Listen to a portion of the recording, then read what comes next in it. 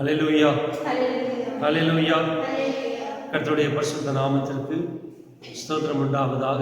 கர்த்தர் மறுபடியுமாக இந்த நாளிலே, உயிர்த்தெழுந்த நாளிலே அவரை ஆராதிக்கும்படிக்கு நம்மை ஒன்று கூட்டி சேர்த்தபடி நாளே கர்த்தருக்கு நன்றி செலுத்திக் கொள்கிறேன். அல்லேலூயா. விசேஷமாய் இந்த நாள் வாரத்தின் முதல் நாள், இயேசு கிறிஸ்து மரித்து உயிர்த்தெழுந்த நாள். இரண்டாவதாக இந்த நாளில் இந்த நாளாக கொண்டாடப்படுகிறது, குழந்தைகள் தினமாக கொண்டாடப்படுகிறது. ஆகினாலே எல்லா குழந்தைகளுக்கும் குழந்தைகள் தின நல்வாழ்த்துக்கள். மூன்றாவதாக விசேஷமாக என்னுடைய அப்பா மரித்ததான இந்த நாள் 2003ஆம் ஆண்டு நவம்பர் 14ஆம் தேதி என்னுடைய தகப்பனார் இந்த உலகத்தை விட்டு தன்னுடைய ஓட்டத்தை முடித்து தேவனிடத்திற்கு சென்றதான இந்த நாள். கிட்டத்தட்ட கடந்த 18 ஆண்டுகளாக தேவன் எங்களுடைய குடும்பத்தை மிகவும் விசேஷமாக எந்த குறைவுமின்றி அவளை என்ன செய்து கொண்டு வந்திருக்கிறார், பாதுகாத்து கொண்டு வந்திருக்கிறார். அல்லேலூயா. இந்த நாள் விசேஷமாக எங்களுடைய வாழ்க்கையில் சோகமான நாளாக இருந்தாலும், என்னுடைய வாழ்க்கையில் கஷ்டமான நாளாக இருந்தாலும், தேவன் அந்த கஷ்டத்தெல்லாம் மாற்றி விசேஷமாக என்னுடைய வாழ்க்கையை நீங்கள் பார்ப்பீர்கள் என்றால், எங்களுடைய அப்பா தேவனத்தில் சென்றது நிமித்தமாக நான் அதிகமாய் தேவனை தேட அவருடைய மரணம் காரணமாயிருந்தது. அதிகமாக என்னுடைய உலக வாழ்க்கையை விட்டு தேவனை அன்றாடம் ஆராதிக்க அது ஒரு காரணமாயிருந்தது. ஒருவேளை இது நடக்கவில்லை என்றால் நான் உலகத்தின் வாழ்க்கையில் என்ன செய்து கொண்டிருப்பேன், அப்படியே தொடர்ந்து ஓடிக்கொண்டிருப்பேன். இந்த காரியம் தேவன் என்னுடைய அப்பாவை இந்த உலகத்திலிருந்து எடுத்த நிமித்தமாக பயமும் நடுக்கமும் கஷ்டமும் இருதயத்தை ஆட்கொண்டு நான் தேவனை நோக்கி பார்க்க இது எனக்கு ஒரு படிக்கல்லாய் அமர்ந்தது. அல்லேலூயா. ஒருவேளை இந்த நாட்களில் நான் கஷ்டப்பட்டாலும், அப்பா கூட இருந்தால் எல்லாருக்கும் கஷ்டப்பட்டாலும், ஒருவேளை எனக்கு இப்போ கூட சந்தேகம் உண்டு, ஒருவேளை எங்கள் அப்பா இருந்திருந்தால் நான் இப்படி ஒழுங்காக இருந்திருப்பேனா அப்படின்ட்டு இல்லையா. என்றால் நான் விமானப்படையில் இருந்ததுனால நான் பெற்றோரை விட்டு தூரமாக இருந்தேன். சரியா. ஒருவேளை ஏமாற்றிட்டே இருந்திருக்கலாம், நல்ல பிள்ளைமாய் காமிச்சு கொண்டு. நாங்கள் வரும்போது, விடுமுறையில் வரும்போது தான் யாரை பார்ப்போம், பெற்றோர்களை பார்ப்போம். ஒருவேளை நல்ல பிள்ளையாய் நான் ஏமாற்றி காமித்து கொண்டிருந்திருக்கலாம். அப்போ நான் இந்த நாள் எப்படி பார்க்கிறேன் என்றால், தேவன் ஒருவேளை என்னுடைய அப்பாவை எடுத்துக்கொண்டாலும் இந்த நாள் வரைக்கும் அவர் என்னை விசேஷமாக மிகவும் பாதுகாத்து எல்லா ஆபத்திலிருந்து விடுவித்து கஷ்டத்தை மாற்றி துக்கத்தை மாற்றி சமாதானத்தை கட்டி தந்து எல்லா விதத்திலும் என்ன செய்திருக்கிறார், எனக்கு உதவி செய்து கொண்டே வந்திருக்கிறார், பாதுகாத்து கொண்டே வந்திருக்கிறார். அல்லேலூயா. கிட்டத்தட்ட 18 ஆண்டுகள் கடந்து விட்டது. நான் மாத்திரமல்ல, நான் எங்கே சென்றாலும் சென்னையில் அநேக தேவனுடைய பிள்ளைகள் என்னுடைய அப்பாவை என்ன செய்கிறாங்க, நினைவு கூறுகிறார்கள். அவர்கள் இன்னும் அவருக்காக என்ன செய்கிறாங்க, பரிதவிக்கிறார்கள். என்றால் என்னுடைய அப்பா இந்த உலகத்தில் என்னுடைய ஊழியத்தை செவியாய் ஓடி முடித்தவர். அநேக ஆத்துமாக்களுக்கு தேவனுடைய வார்த்தைகளை போதித்து வழி நடத்தினவர். அல்லேலூயா. கர்த்தர் அவருடைய ஆசீர்வதிப்பாராக. யாரெல்லாம் என்னுடைய தகப்பனார் கூட இருந்தாங்களோ, அப்பா கூட இருந்தாங்களோ, அவர்களுக்காக ஜெபிக்கிறார்களோ, அவர்கள் எல்லாரையும் கர்த்தர் ஆசீர்வதிக்கும்படியாய் நான் கர்த்தரிடத்தில் வேண்டிக் கொள்கிறேன். அல்லேலூயா. பாருங்க, விசேஷமாக இயேசு கிறிஸ்து இந்த உலகத்துல இருக்கும்போது சொல்லினதான சில வார்த்தைகள். யோவான் 10ஆம் அதிகாரத்தை நாம் எடுத்துக்கொண்டோம் என்றால், முற்றிலுமாய் ஆடுகளை பற்றி இயேசு கிறிஸ்து நம்முடைய சீஷர்களுக்கு சொல்லுகிறதான இந்த வார்த்தை பாருங்க. 10ஆம் வசனத்துல ஒரு வார்த்தை சொல்லுகிறார். யோவான் 10ஆம் அதிகாரம் 10ஆம் வசனம், திருடன் திருடவும் கொல்லவும் அழிக்கவும் வருகிறானே அன்றி வேறொன்றுக்கும் வரான், நானும் அவைகளுக்கு ஜீவன் உண்டாயிருக்கவும் அது பரிபூர்ணப்படவும் வந்தேன். அல்லேலூயா. இப்ப இயேசு கிறிஸ்து சொல்லுகிறார் ஒரு கேரக்டர். என்ன கேரக்டர்? திருடன் என்கிறதான ஒரு குணாதிசயத்தை பற்றி சொல்லுகிறார். அந்த திருடனுக்கு இருக்கிறதான 3 பழக்கங்களில் குணாதிசயத்தை பற்றியும் சொல்லுகிறார். அப்ப திருடன் என்கிற ஒரு மனிதன், இல்ல திருடுகிற ஒரு பழக்கமுடைய ஒருவன், அவன் என்ன செய்வான் என்றால், திருடன் முதலாவது என்ன செய்வானா, திருடவும். The ultimate goal of a thief is to steel. அப்போ ஒரு திருடனுக்கு என்ன அவன் வாஞ்சிப்பான், என்ன அவனுக்கு தெரியும் என்றால், திருட்டை தவிர அவனுக்கு வேற ஒன்றும் என்ன தெரியாது. அவன் எவ்வளவு உயர்ந்த ஸ்தானத்தில் இருந்தாலும் இல்லை ஒன்றுமே இல்லாமல் இருந்தாலும் திருடுகிற பழக்கமுடைய ஒருத்தனுக்கு எவ்வளோ அதிகாரத்தில் இருந்தாலும் அவன் என்னதான் செய்வான், திருடதான் செய்வான். உதாரணத்துக்கு சொல்றாங்களே, நான் ஒரு பெரிய அதிகாரி, ஒரு ஹோட்டலில் போய் தங்குறேன். எனக்கு திருட வேண்டும் என்ற பழக்கம், திருட்டு பழக்கம் இருந்தா என்னை அறியாமலே ஹோட்டலுக்கு வெளியே வரும்போது அங்கே இருக்கிற சோப்பு டவல் என்ன பண்ணிடுவேன், பேக்கெட்டில் எடுத்து வச்சு வெளியே வந்துடுவேன். ஏன்னா எனக்கு என்ன பழக்கம் இருக்கு, ஒரு அரசு அலுவலகத்தில் இருக்க எனக்கு திருடுற பழக்கம் இருந்துச்சுன்னா அங்கேருந்து திருப்பி வரும்போது அங்கே ஸ்கேல் நல்லா இருந்துச்சுன்னா பேக்கில் எடுத்து வச்சு என்ன பண்ணுவேன், திருட வந்துடும். ஒரு அரசு உத்தியோகத்தில் இருந்தால் பணம் இருக்கிறது செலவழிக்க வேண்டும் என்றால் அவனுக்கு திருடுகிற குணம் இருந்தால், அவன் திருடனா இருந்தால் அவன் அதிலிருந்து எப்படியாவது பணத்தை திருட வேண்டும் என்று தான் என்ன செய்வான், பிரயாசப்படுவான். அப்ப இயேசு கிறிஸ்து என்ன சொல்றார், திருடன் எதுக்கு தான் வருகிறானா, அவன் வெளிப்புற வேஷம் நன்றாக இருக்கலாம், பார்க்கிறதுக்கு அழகா இருக்கலாம், ஆனால் அவன் தன்னை திருடன் என்று வெளிப்படுத்த மாட்டான். அவன் திருடுகிறவனானபடினாலே அவன் வரது எதுக்குதான். அப்ப அநேகராகிய நாம் வெளிப்புறத்தை பார்க்கிறதுனால இவன் திருடன் என்று அறியாத நிமித்தம் அவன் வந்து எப்பொழுது நம்மை திருடி விட்டு சென்று விடுகிறான் என்று நமக்கு என்ன செய்யல. ஆனா இந்த திருட்டு விசேஷமாக எதை குறித்து நாம் சொன்னால் உங்களுக்கு புரியும் என்றால், நீங்க யோசித்து பாருங்க. ரொம்ப அருமையாய் நம்ம கிட்ட வந்து பேசிட்டு நம்ம வீட்டில் இருக்க ஒரு குழந்தைய திருடிட்டு போனேன் அப்படின்னு, மற்ற காரியங்களை திருடுறாங்க, பர்ச திருடுறாங்க, எல்லாரும் திருடுறாங்க, நிறைய காரியங்கள். ஆனா இந்த வசனத்தை உங்களுக்கு புரிய வேண்டும் என்றால் என்ன செய்ய வேண்டும் என்றால், எதை குறித்து நாம் பார்க்க வேண்டும் என்றால், ஒரு மனிதன் வந்து நம்ம கூட ஃப்ரெண்ட்ஷிப் வச்சுட்டு கொஞ்சம் கொஞ்சமாக நம்ம வீட்டில் இருக்கிற நம்முடைய பிள்ளையை திருடி கொண்டு போய்விட்டால் எவ்வளோ கஷ்டம் இருக்குமோ அந்த கஷ்டத்தை தான் இயேசு கிறிஸ்து என்ன பண்றாரு, வெளிப்படுத்துகிறார். அப்ப திருடன் வரும்போது எதுக்கு தான் வருகிறான், திருடன். நாம் இயேசப்பாவுடைய பிள்ளைகள். இப்ப இந்த திருடன் வந்து யாரை திருடிடுவானா, நம்மளை திருடிடுவோம்.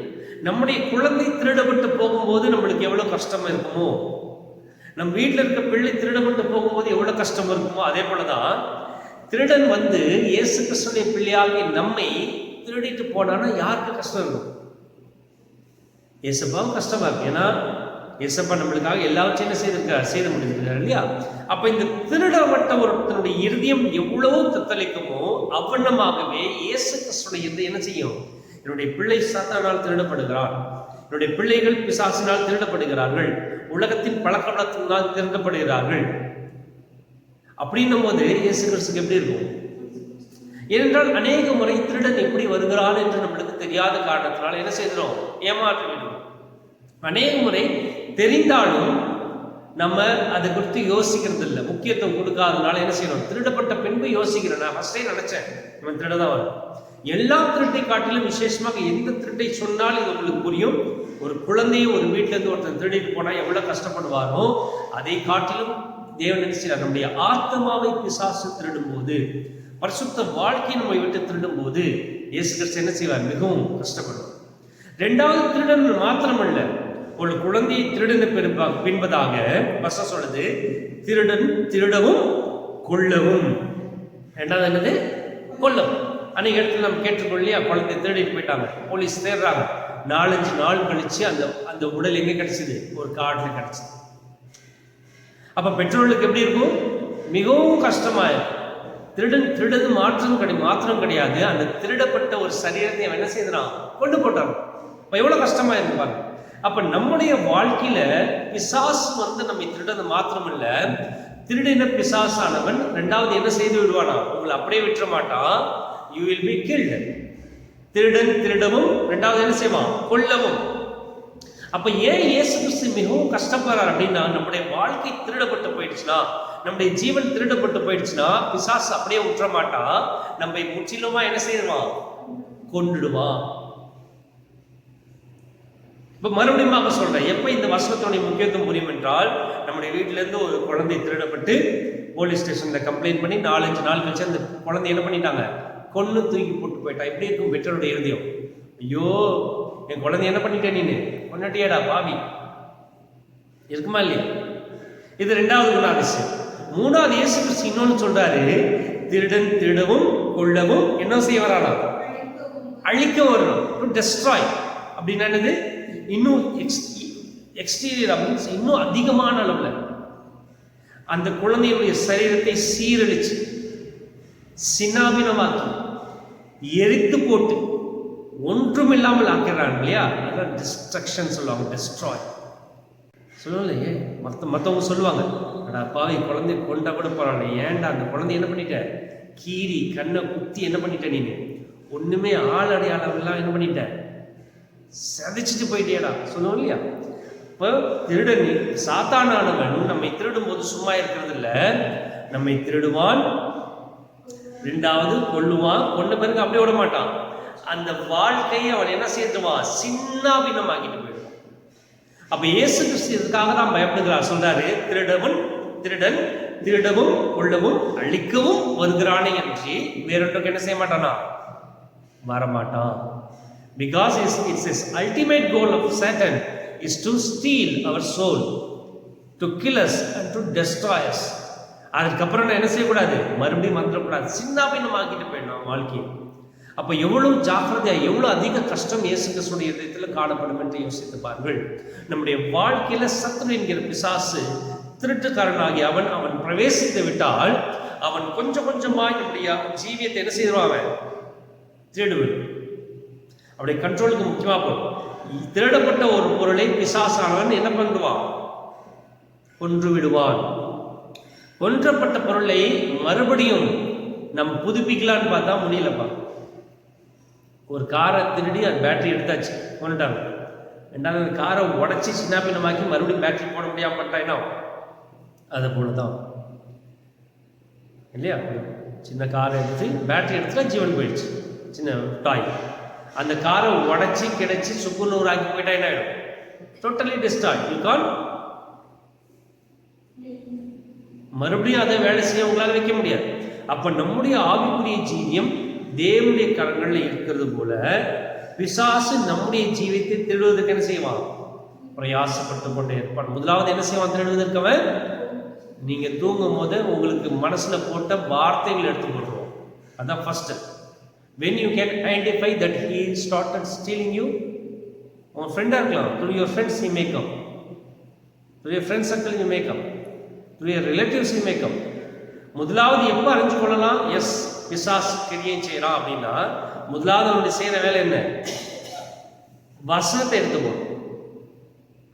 மனசுல இருக்க வசனத்தை எடுத்து போடும், விதைக்கப்பட்ட வசனத்தை எடுத்து போடும். அதான் ஃபர்ஸ்ட். அப்படி எடுத்து போடப்படுகிற சூழ்நிலை வந்தாவே அவன் என்னை திருடுறான்னு புரிஞ்சுக்குவான். பிகாஸ் உங்களுக்கு பலத்தை கொடுத்து திருடனை ஓட வைக்கிறது என்னதான், வார்த்தை மாத்திரமே.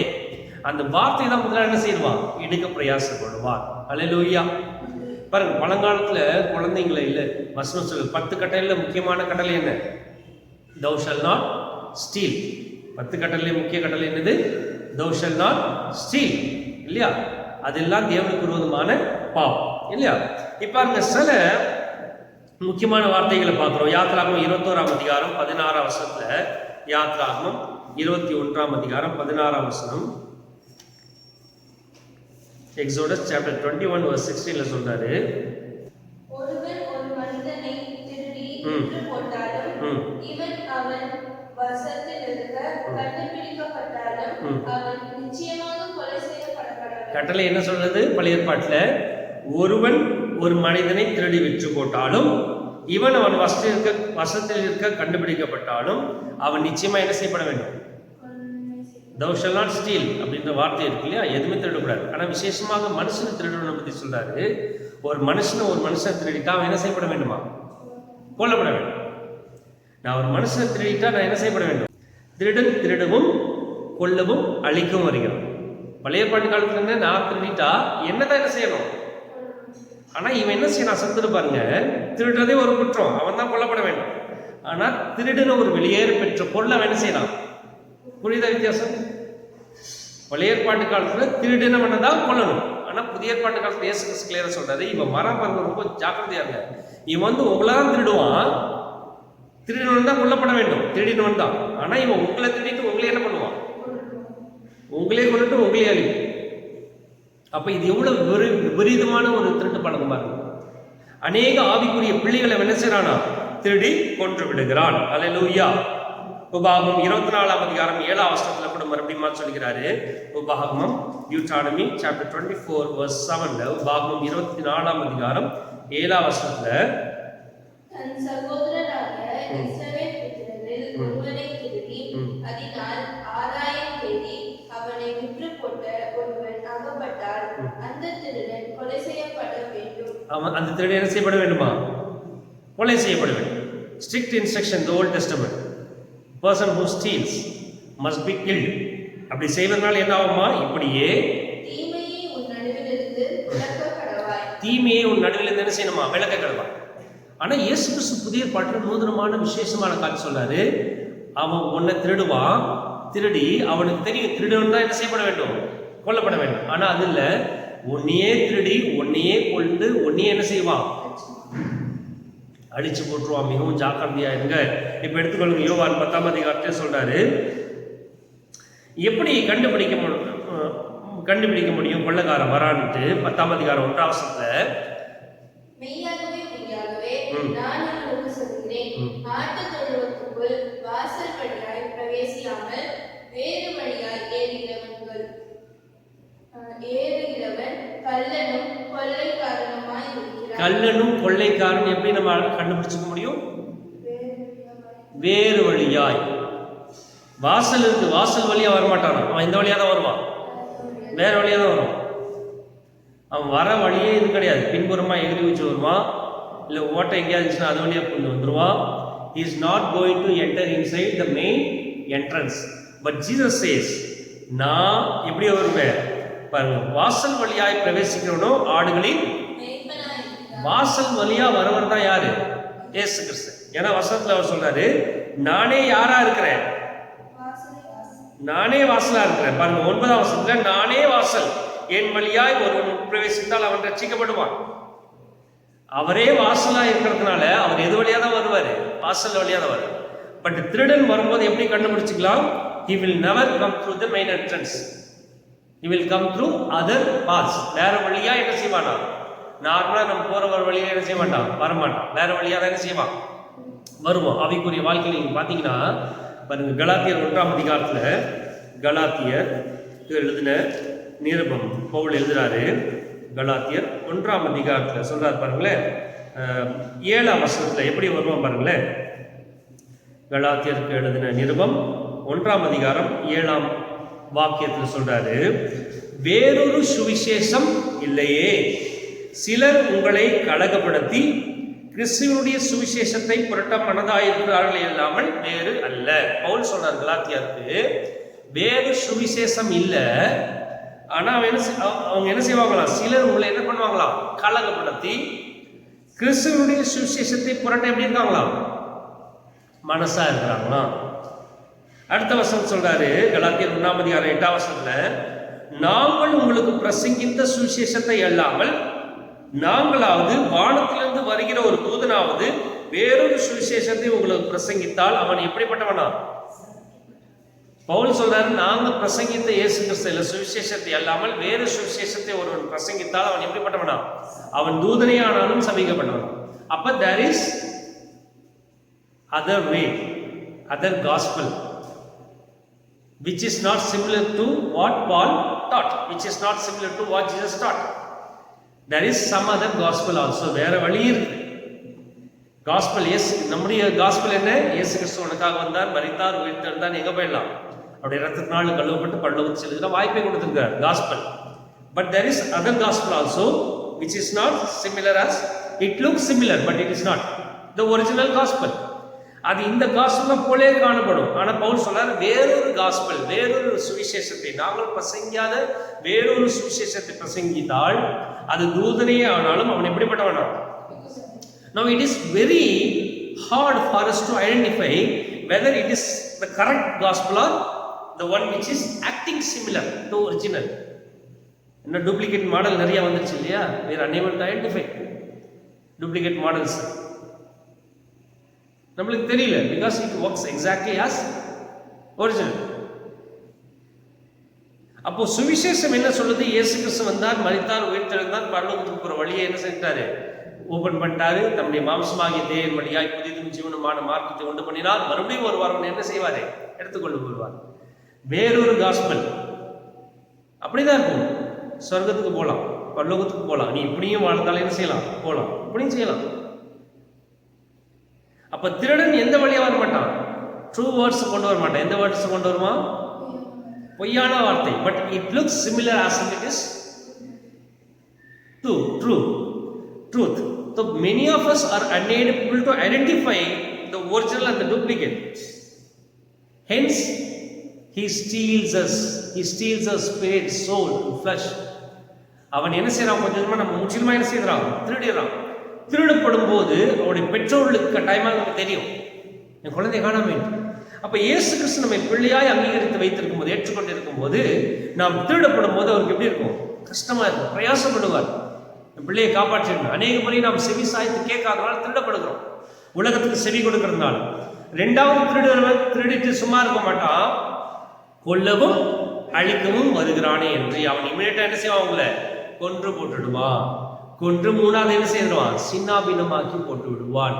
அநேக தேவனுடைய பிள்ளைகள் அவர்கள் சுதாரிக்கிறதுனாலே, தேவனுடைய வார்த்தைக்கு கீழ்ப்படியாதனாலே அவருடைய ஜீவியம் திருடப்பட்டு கொல்லப்பட்டு முற்றிலுமாய் அழிக்கப்பட்டாயிற்று.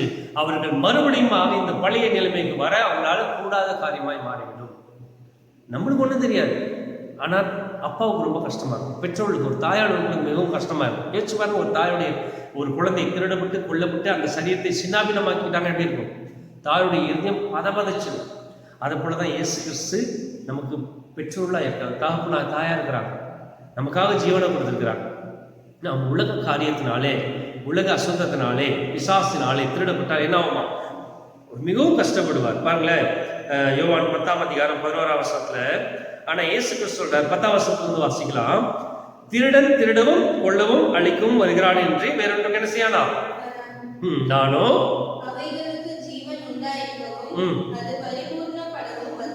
அப்ப இயேசு கிறிஸ்துவின் முக்கிய காரணம் என்ன?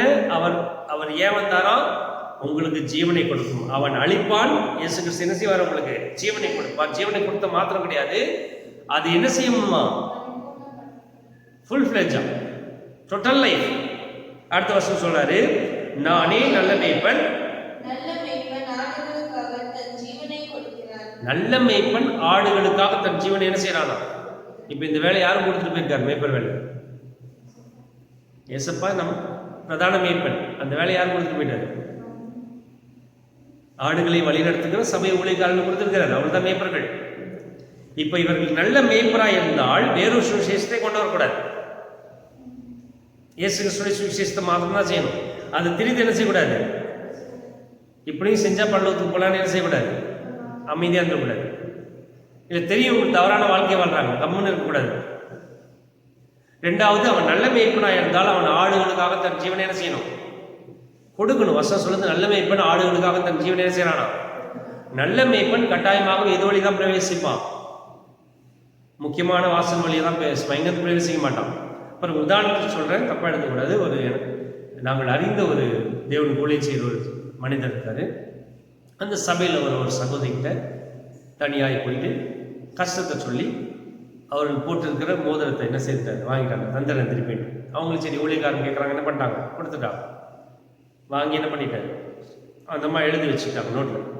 இன்னும் கொஞ்சம் நாள் கழிச்சு வேலை செய்கிற ஸ்தலத்துக்கே போயிட்டு எனக்கு அது கொடுங்க இது கொடுங்கன்னு என்ன செய்தாச்சு? காசில் கொஞ்சம் கொடுங்க, ரொம்ப கஷ்டமாக இருக்குன்னு எல்லாத்தையும் என்ன பண்ணியாச்சு? மோதிரம், செயின், அப்புறம் மாத சம்பளத்தில் கொஞ்சம் கொஞ்சம் வாங்கியாச்சு. இந்த மாதிரி எல்லாத்தையும் எழுதி வச்சிருக்கிறாங்க. இப்போ 2-3 ஆண்டுகள் கழித்து அவருடைய சகோதரி அதை பார்த்துருக்கிறாங்க. எங்கம்மா அதெல்லாம் காணாது.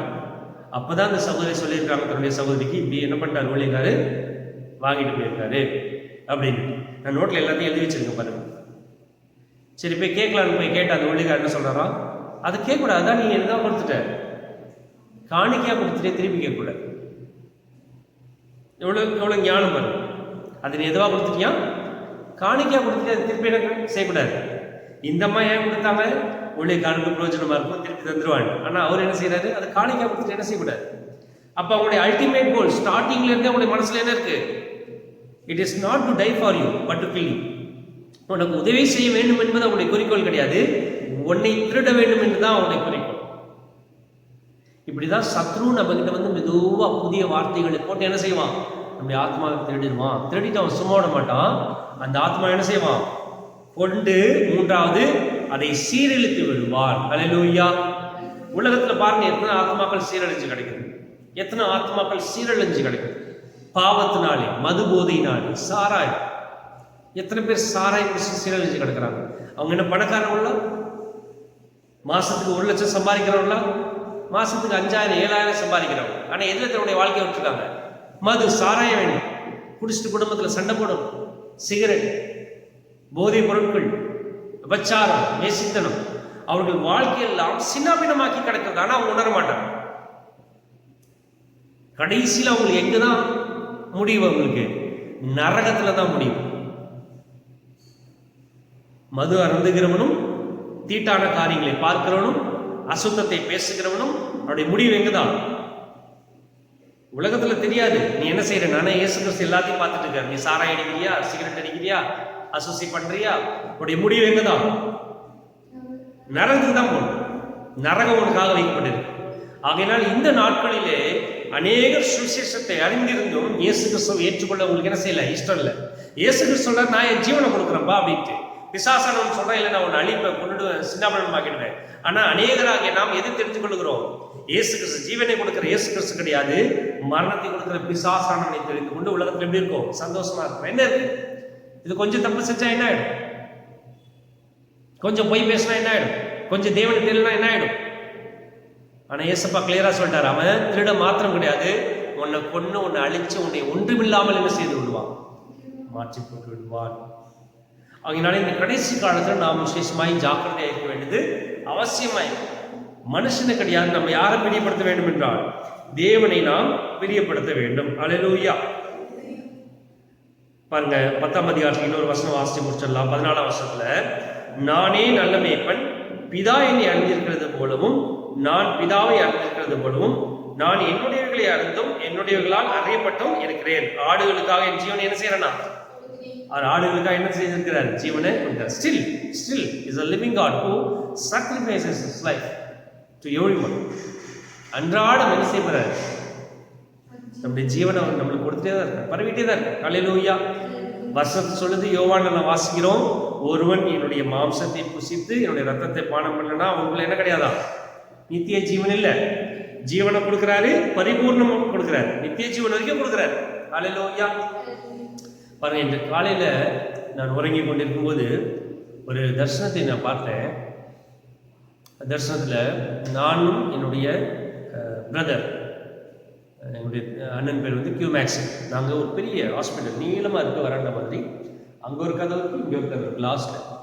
அப்போ அங்கே நிறைய பேர் என்ன செய்கிறோம், ஹாஸ்பிட்டலில் டாக்டரை போய் பார்க்கறதுக்கு திவர் இசி டோக்கன்ஸ் பேப்பரில் 1 2 3 4 என்ன பண்ணுறாங்க, டோக்கன்ஸ் கொடுத்துட்டே இருக்காங்க.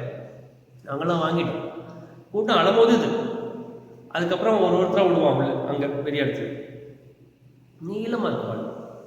அப்போ அங்கே இன்று கொண்டு இல்லை, எங்கள் அண்ணன் நிற்கிறாங்க, என்னடா இவ்வளோ கூட்டமாக இருக்குது, எப்படி அவங்க வேலை செய்கிறவங்க கரெக்டாக விடுவாங்க அப்படின்ட்டு நான் எல்லாத்தையும் 1ஆம் நம்பர் டோக்கன் இல்லைங்க, 2ஆம் நம்பர் டோக்கன் நானே செய்கிறேன். But they started obeying me. 1 2 3 4 5 6 7 8 9 10 முடிஞ்ச பிறகு எல்லாரும் அவங்களாவே சரியாக நிற்க ஆரம்பிச்சாங்க. பின்னாடி வரைக்கும் லைனா, உள்ளே பெரிய ஆள் லைனாக நிற்கிறாங்க. நின்ன பிறகு நான், எங்கள் அண்ணன் லைனில் நிற்கல, வெளியே நிற்கிறாரு, நான் பக்கத்தில் நிற்கிறேன். அவங்கள பார்த்துட்டு டோக்கன் நம்பர் 1 2 3 4 5 6 7 8 9 வந்த பிறகு நான் 11 நம்பர் டோக்கன்கிட்ட போய் நான் காமிக்கிறேன் என்னோட டோக்கனை. என்கிட்ட 10ஆவது நம்பர் டோக்கன் இருக்கு அப்படின்னு சார். ஓகே சார் போங்கன்னு சொல்லி நான் அப்போ யோசிக்கிறேன், 9ஆவது நம்பர் டோக்கன் வரைக்கும் போயாச்சு, 10ஆவது நம்பர் என்கிட்ட இருக்கு. எங்கள் அண்ணன் கிட்ட நம்பர் என்ன நம்பர் இருக்கும், எங்கள் அண்ணன் எனக்கு முன்னாடி தானே இருந்தாங்க. அப்போ எங்கள் அண்ணன் சொல்கிறேன், இல்லை 2 பேரும் ஒரே டோக்கனில் போயிடலாம். இல்லையா அப்படின்னு சொல்கிறேன். இல்லை எனக்கு டோக்கன் கிடச்சி அப்படின்னா அண்ணன் முன்னாடி ஒரு பேக் இருக்குது, பேக்கில் கைவிட்டு என்ன எடுக்கிறாரு, பேப்பர் எடுக்கிறார். பார்த்தா அதுலேயும் 10 எழுது, அதாவது ஒரே டோக்கன் தான் போயிடலாம். என்னுடைய நம்பர் வரும்போது எங்கள் அண்ணன் அங்கே திரும்பி பார்க்குறாரு, பின்னாடி கதவுல 1 பர்சன் வீல் சேரில் உட்காந்து சைக்கிளில் அவரே தள்ளிட்டு என்ன செய்கிறாரு, அந்த வாசலில் உள்ளே வந்து நிற்கிறார். உட்காந்துருக்காரு, ஆஃப் ஹேண்ட் ஷர்ட் போட்டிருக்காங்க, கோடு போட்ட ஷர்ட்டு, வீல் சேர், அவரே தள்ளிட்டு உள்ளே வர்றார். இப்படியே உட்காந்து எங்க நான் அங்க இருந்து பார்த்துல டேய் அப்பாடா அப்படின்னு சொன்னேன். நான் திரும்பி பார்த்துல எங்கள் அப்பா தான் இறந்துட்டாரு. நம்ம தானே போகணும், நம்ம நம்பர் வந்துடுச்சு போகணும்னு. அப்பா தான் இறந்துட்டாரு அப்படின்னு சொல்கிறேன். இல்லைடா அப்பா வந்திருக்காரு. ஓடுறான். நான் பார்க்குறேன் ஒரு அப்பாவா அப்படின்ட்டு ஐடென்டிஃபை பண்ணிக்கலாம். அவருடைய ரூபம் மாறி மாறி வருது. ரூபம் மாறி இருக்கு, ஸ்ட்ரைட்டாக என்ன செய்யுது, மாறி இருக்கு ரூபம். நான் ஓடுறேன். ஆனால் மனசு சொல்கிறேன் ஒருவேளை பாதியில் அப்படியே பக்கத்தில் போகும்போது இல்லைன்னா திரும்பி வந்துடலாம், இல்லை அங்கே போயிட்டு ஏமாந்துடும் அப்படின்ட்டு நான் ஓடுறேன். ஆனால் பக்கத்தில் போ ரூபம் மாறி இருக்கவருக்கு, ஆனால் ஒரிஜினல் ரூபத்தை நடுவில் தெரியுது. அது எங்கள் அப்பா இருக்கும். அப்படியே உட்காந்துருக்காரு. இப்படி பார்த்து இந்த கதவுலேருந்து இப்படி பார்த்து உட்காந்து ஓடி வந்தில்ல. அப்புறம் எங்கள் அண்ணனை காணும். அவன் பின்னாடி நின்னானா எங்கே போயிட்டான்னு. நான் ஓடி வந்து எங்கள் அப்பா பாதத்தில் உட்காந்துட்டேன். கால் இப்படி கைசியில் உட்காந்துட்டேன். பார்த்துட்டு ரொம்ப கஷ்டமாயிடுச்சு அப்பா அப்படின்னு. எங்கள் அப்பாவில் இப்படி திரும்பி பார்த்துட்டு இருக்காருங்க. நான் இப்படி வந்து பாதத்தில் உட்காந்தேன்னு மெதுவாக என்னை பார்த்துருந்தேன். லேசாக ஸ்மைல் வச்சுல அப்படியே நீ பார்த்தேன். That look of my father said me, அவர் என் கூட சந்தோஷமா இருந்தான்னு தெரியல, இல்லை கஷ்டமா இருந்தான்னு தெரியல. But I felt that it is not the place you are supposed to be. I am expecting more. அப்படி இல்லை, ஒருத்தன் இருக்கிற நிலைமையை விட்டு ஏன்டா நீ இருக்கிற இடத்துல இப்படி இருக்க, நீ இருக்க வேண்டியது இப்படி கிடையாது அப்படி பார்ப்பாங்களே. நீ ஒழுங்காக இருந்திருக்கணும் இல்லையா, இல்லை நல்லா இருந்திருக்கணும் இல்லையா, அந்த லுக்கில் அவர் பார்க்குறேன். நீ மெதுவாக திரும்பி பார்க்குறேன். நான் சரி இது வேறு ஏதோ யோசிக்கிற மட்டும் திரும்பி கண்ண முடிக்கும். அகைன் அதே காரியம் ரெண்டாவது வாட்டி வந்துச்சு. Sitting and was in his feet, he is looking up. அப்போ எனக்கு என்னன்னு 10ஆம் அதிகாரம் என்னன்னு தெரியல, திரும்பி 10ஆம் நம்பர் டோக்கன் என்னன்னு தெரியல. I do not know anything about it. But this was a small little vision which I saw in my dreams. பார்த்து என்ன செய்து கொண்டேன், எழுது கொண்டேன். ஹல்லேலூயா. என்னவா இருந்தாலும் அர்த்தம் எனக்கு தெரியல. ஒருவேளை எங்களுடைய வாழ்க்கை முடிகிற தருவாயில் வந்திருக்கலாம். ஒருவேளை you have been saved, you have come back, still there's a time for us to go. முன்னாடி இன்னொரு டோக்கன் நம்பர் வந்து நம்ம தப்பிச்சுக்கிட்டோம். பிகாஸ் நாங்கள் தான் அங்கே போனோம். எங்கள் அப்பா அங்கே தான் வர ஆல்ரெடி போனோம். பின்னாடி நிறைய பேர் இருக்காங்க, முன்னாடி நிறைய பேர் போயிட்டாங்க. ஸோ இதுமான ஒரு காரியங்களை பார்த்தேன். அதனால் கடைசி நாட்களில் தேவன் கொடுத்திருக்கிற நாட்களை மிகவும் பிரயோஜனமாக நாம் என்ன செய்து கொள்ள வேண்டும், நாம் பிரயோஜனப்படுத்திக் கொள்ள வேண்டும் நாட்களை. ஹல்லேலூயா. இந்த thirteen character of thief will always steal. ஸ்கூலில் சின்ன பிள்ளைகளை நீங்கள் என்ன கற்றுக்கொள்றீங்களோ திருட்டுக்கணும். பிள்ளைங்க எங்கே போனால் அதை திருடும். அதே தான் உங்கள் வாழ்க்கையில் திருடவுங்கிற இருக்கு. சுத்தியில் இருக்கிறான் பிசாசானவன். அவன் எந்த சூழ்நிலையும் நம்மை திருட வேண்டும் என்று தான் அவன் என்ன செய்வான், பிரயாசப்படுவான். ஆனால் நாம் ஆராதிக்கிற கர்த்தர் இயேசு கிறிஸ்துவோ நம்மளுக்கு ஜீவன் கொடுக்கும். அது பரிபூர்ணப்பட என்ன செய்தாராம், வந்தார். ஹல்லேலூயா. அப்போ இந்த நவம்பர் 14ஆம் தேதியில் என்னுடைய அப்பா ரெவரண்ட் ஜான் பால் ராஜ் அவர்கள் வேதாகம கல்லூரி நடத்து அநேக தேவனுடைய பிள்ளைகளை அவர் வளர்த்து விட்டார், இல்லை உருவாக்கின ஒரு தேவனுடைய தாஸ். இந்த நாளிலே கடந்த 18 வருடங்களாக பிதாவாகிய தேவன் எங்களை பாதுகாத்து கொண்டு வருகிறார். தொடர்ந்து என்னுடைய குடும்பத்துக்காக ஜெபித்துக் கொள்ளுங்கள். கர்த்தர் உங்களை ஆசீர்வதிப்பாராக. நம் கண்களை மூடி ஜெபிக்குமா? உங்களை அதிகமாய் நேசிக்கிறதான எங்கள் நல்ல தகப்பனே, ஆசீர்வதிக்கப்பட்டதான இந்த கால வேளைக்காய் நன்றி செலுத்துகிறோம். நாளிலே உங்களுடைய மகிமை எங்களோடு கூட இருக்கட்டும், உங்களுடைய கிருபை எங்களோடு கூட இருக்கட்டும். நீர் எங்களை தொடர்ந்து வழிநடத்தும்படியாய் ஜெபிக்கிறோம். உங்களுடைய தெய்வீக வல்லமை எங்களை ஆட்கொள்ளட்டும். ஆண்டவரே, கிருபை பாராட்டுவீராக உதவி செய்யும். கேட்கிற ஒவ்வொரு பிள்ளைகளுடைய இதயத்தில் நீர் கிரியை செய்யும்படியாய் ஜெபிக்கிறோம். சகல துதியும் கனமும் மகிமையும் ஒருவருக்கு மாத்திரம் செலுத்துகிறோம். என்பது இயேசு கிறிஸ்துவின் நாமத்தினாலே எல்லாவற்றையும் வேண்டிக் கொள்கிறோம் எங்கள் ஜீவனுள்ள நல்ல பிதாவே. ஆமென். ஆமென். ஹல்லேலூயா. ஹல்லேலூயா. ஹல்லேலூயா.